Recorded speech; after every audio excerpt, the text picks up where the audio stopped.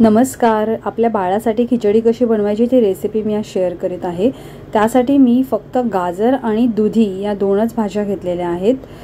ह्यामध्ये आता मी घालत आहे 1 चमचा भिजत घातलेली मुगाची डाळ.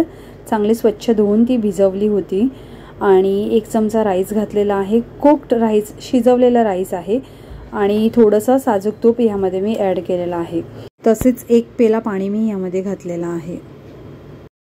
ह्यामध्ये मी मीठ घातलेलं नाही आहे, कारण 1 वर्षापर्यंत बाळाला आपल्याला मीठ द्यायचं नाही आहे. 6 ते 9 महिने वयोगटातील बाळासाठी मी माहितीपूर्ण व्हिडिओ बनवलेला आहे. त्याची लिंक मी डिस्क्रिप्शन बॉक्समध्ये देते, पाहायला विसरू नका. यामध्ये चिमूटभर हळद घाला, व्यवस्थित मिक्स करा.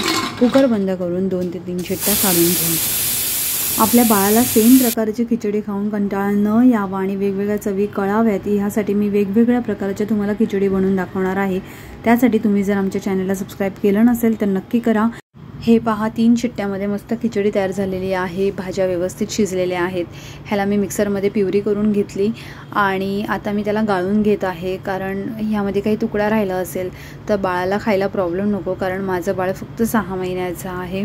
फक्त डाळ आणि तांदूळ याची खिचडी न करता त्यामध्ये भाज्या ॲड करा, म्हणजेच आपल्या बाळाला फायबर्स, विटॅमिन्स मिळतील.